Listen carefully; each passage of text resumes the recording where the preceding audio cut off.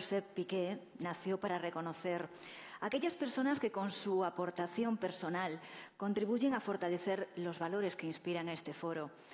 Valores que identificamos con la democracia representativa, con las sociedades abiertas, cimentadas en libertad individual, en igualdad, en la dignidad de las personas. Desde el año pasado, este premio lleva en su nombre el de Josep Piqué, el primer presidente del comité organizador y a quien hoy también recordamos en esta entrega. El Foro La Toja quiere reconocer este año en su premio a Josep Borrell. A lo largo de su trayectoria, Josep Borrell se ha constituido como un ejemplo paradigmático de compromiso con los valores que sustentan las democracias a ambas orillas del Atlántico. Su europeísmo convencido le llevó a presidir el Parlamento Europeo y, más recientemente, a ser la voz de Europa en el mundo en su condición de alto representante para de la Unión para Asuntos Exteriores y Política de Seguridad y también vicepresidente de la Comisión Europea, cargo que ostenta actualmente. Pero junto a esa trayectoria única al servicio de España y a los intereses de España y de Europa, Josep Borrell destaca también por el ejercicio del valor más identitario del mundo atlántico. Hablamos de la libertad. Todos le recordamos por sus opiniones y sus posicionamientos claros, razonados y propios, sustentados en su capacidad de análisis, su coraje cívico y su sólida formación académica. Por todo ello, el jurado de esta edición ha decidido conceder el premio Foro La Toja Josep Piqué a Josep Borrell, alto representante de la Unión Europea para Asuntos Exteriores y Política de Seguridad y vicepresidente de la Comisión Europea. Para hacer entrega pido a Su Majestad el Rey, acompañado del presidente de la Xunta de Galicia, del ministro de Presidencia, Justicia y Relaciones con las Cortes y del presidente del Foro, su presencia en el escenario.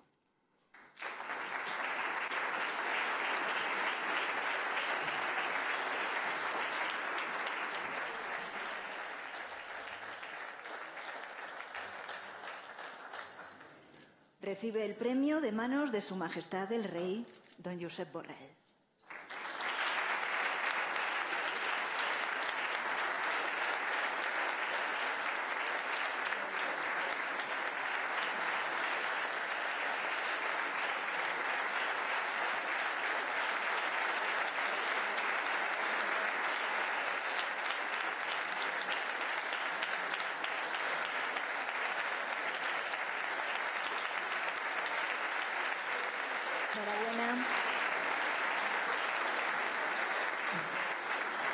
Enhorabuena, señor Borrell. Antes de ceder la palabra al premiado, invitamos a Su Majestad, al presidente de la Xunta de Galicia, al ministro de Presidencia, Justicia y Relaciones con las Cortes y al presidente del Foro que regresen a sus asientos.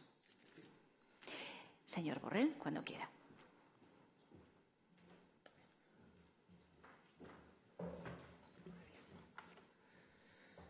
Majestad, presidente de la Junta, ministro de Justicia y Presidencia, presidente electo del Consejo Europeo, presidentes del Gobierno, González de Rajoy, presidenta de las Islas Baleares, vicepresidenta de la Comisión y colega en el Colegio de Comisarios, como decimos en Bruselas, habiendo observado todo el protocolo para no dejarme a nadie sin citar.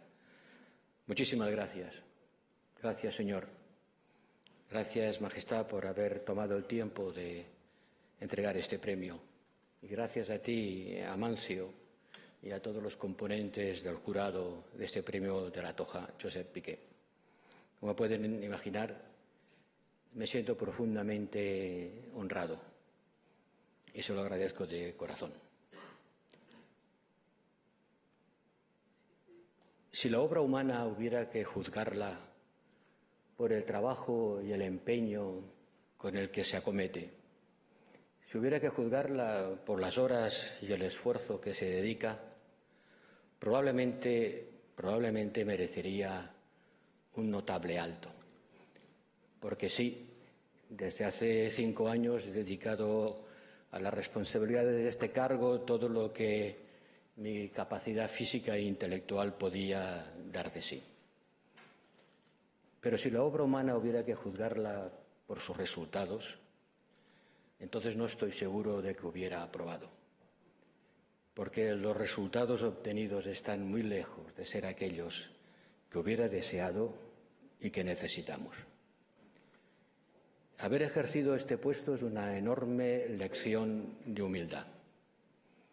Una enorme lección de humildad porque constatas cuán difíciles son de resolver los problemas graves que aquejan a la humanidad y cómo muchos de ellos aparentemente no tienen solución.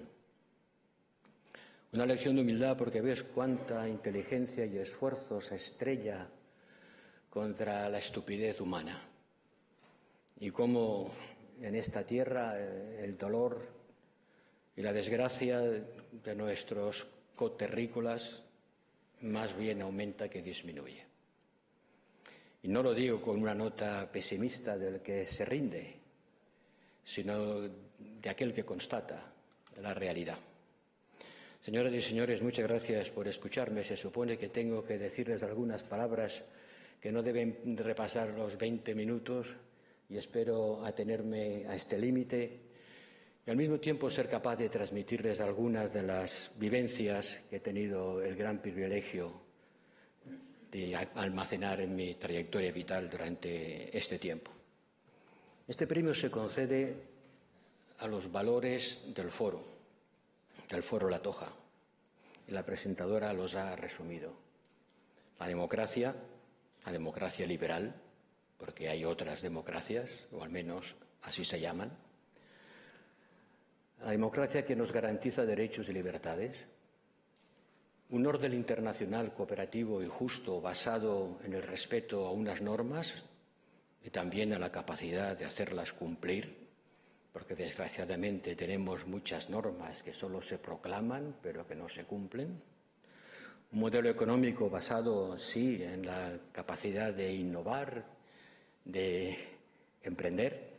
Y aquí tenemos un muy digno representante de quien salió de una aldea gallega, ¿cómo? Nadie conoce ese nombre, como nadie seguramente conoce el de mi aldea. Un poco más pequeña y un poco más grande y en los Pirineos, pero aldea a fin de cuentas, y que ha llegado a construir una gran empresa hotelera que se extiende por el mundo. Aquí en Galicia hay otros ejemplos de esta capacidad de crear, de innovar, de imaginar y de construir, desde los ojales que se cosen en la trastienda hasta un imperio textil. Eso no hubiera ocurrido en una economía planificada. Sin duda no. Necesitamos el mercado, pero el mercado no está pensado para satisfacer necesidades.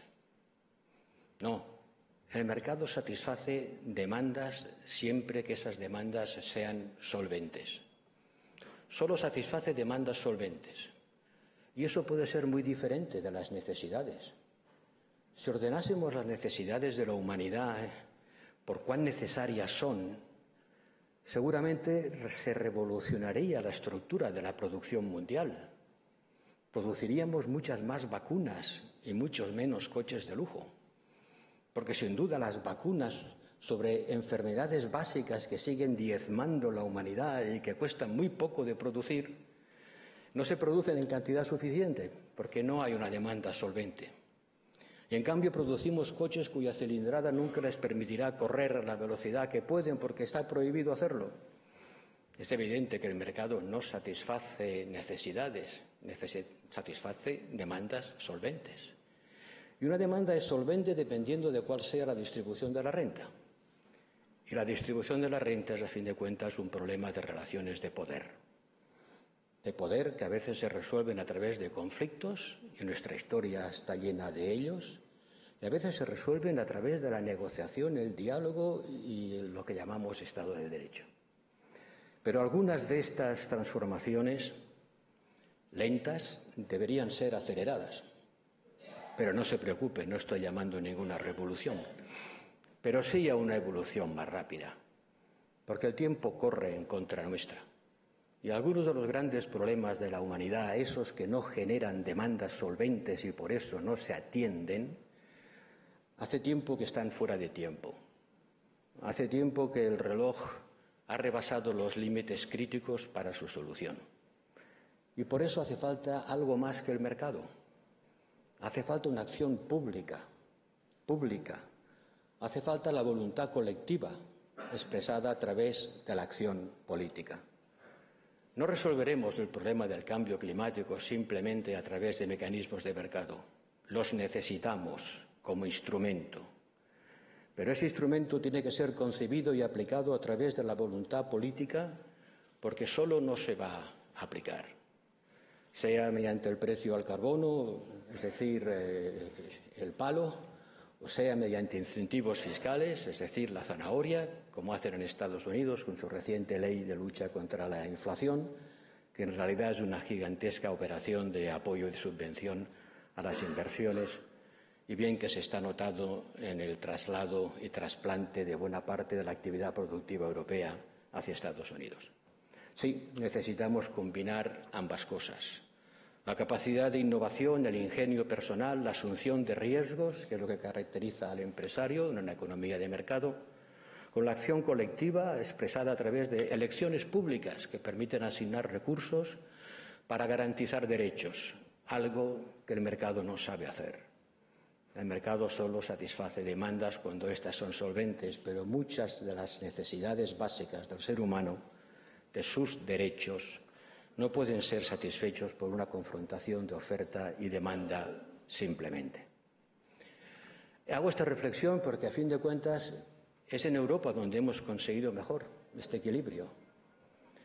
Es en Europa donde hemos conseguido mejor esa combinación de libertad política, de progreso económico y de cohesión social. No digo que seamos ni los mejores, bastante buenos sí somos, ni que tengamos que ser de ejemplo para los demás. Los europeos tenemos que abandonar nuestra tendencia natural a adoctrinar a los otros. Desde el adoctrinamiento religioso del siglo XV hasta el adoctrinamiento cultural o intelectual de nuestro tiempo.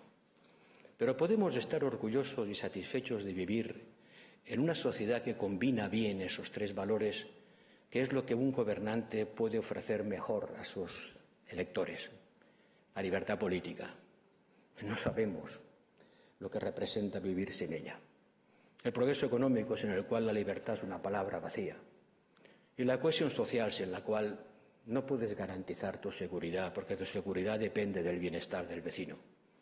Y cuando todos los vecinos están por debajo del nivel de subsistencia, es difícil que garantices tu seguridad, salvo que la pagues. Y así vive buena parte del mundo, desgraciadamente. Y por eso, buscando la seguridad y la libertad, recibimos a tanta gente que prefiere vivir en Europa más que en ninguna otra parte del mundo. Y eso, en buena parte, es debido a la Unión Europea, a cuyo servicio he estado estos últimos 5 años. Seguramente no estaríamos donde estamos si un buen día los europeos no hubieran decidido dejar de matarse entre ellos, si hubieran decidido sustituir el cañón por la mesa de negociación, si hubieran renunciado a los instrumentos con los que se hace la guerra, el cañón, el acero, el carbón, el acero, la energía atómica, si no hubiéramos construido esa unión imperfecta, cuán imperfecta es, bien lo sé, pero que nos ha servido para superar nuestras identidades antagónicas sin llegar todavía a construir una identidad colectiva. Aquí se ha hablado mucho de identidad y hemos loado la identidad gallega. Y todos tenemos la nuestra, pero cuidado con la palabra identidad. Llevada al extremo es una palabra asesina. La identidad ha servido de bandera de enganche de muchos de los torrentes de sangre que han inundado la humanidad. Todos tenemos nuestra identidad, pero sería bueno que tuviéramos varias y que éstas no fueran contrapuestas. Yo soy catalán y también Cataluña tiene su identidad, incluso su singularidad.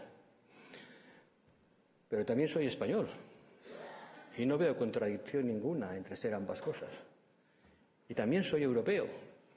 Y mi colega, amiga, que será pronto profesora en la Universidad de Karls en Praga, sabe muy bien que para mí en el perfil de imaginación, las torres de Praga, como las de Pisa, como las de cualquier otro lugar de la geografía europea, son parte de mi identidad. Porque, como he dicho, ya no nos matamos entre nosotros, Ya no hay fronteras entre nosotros, bueno, las hay, pero son invisibles, las pasamos sin que nos demos cuenta que existen, pero todavía hay demasiada propensión a cuidar el interés nacional de los Estados miembros, olvidando el interés colectivo de una Europa demasiado pequeña para sobrevivir en el mundo si no refuerza su unidad. Recientemente el profesor Draghi, homenajeado con el premio Carlos V, nos ha dicho que tenemos un enorme retraso tecnológico en un mundo mucho más peligroso. Qué lejos suenan las palabras de Javier Solana cuando dejar su puesto, el mismo que yo ahora tengo, pudo decir aquello: Europa nunca ha estado tan segura como ahora. Ahora no lo diríamos. No diríamos que nunca hemos estado tan seguros como hoy, más bien decimos que nos acechan amenazas que para hacer frente requieren un gigantesco esfuerzo colectivo que el profesor Draghi valora en unos 800.000 millones de euros de inversión. Como economista y más como ingeniero siempre he desconfiado de estas estimaciones de trazo grosso, 800.000. Bueno, ¿y por qué no 850.000? Estas estimaciones valen lo que valen. Son órdenes de magnitud que sin duda representan una acuciante necesidad de un continente que se ha atrasado, que ha perdido algunos trenes. Éramos los dueños del ciclo de Carnot y la termodinámica del motor de combustión. No lo somos del motor eléctrico. Hemos perdido tren en la revolución digital. Hemos perdido desarrollos tecnológicos fundamentales. Somos todavía una gran potencia, pero la dinámica juega a nuestra contra. No hay más que ver el ritmo de la innovación comparada entre Estados Unidos, Europa o incluso China.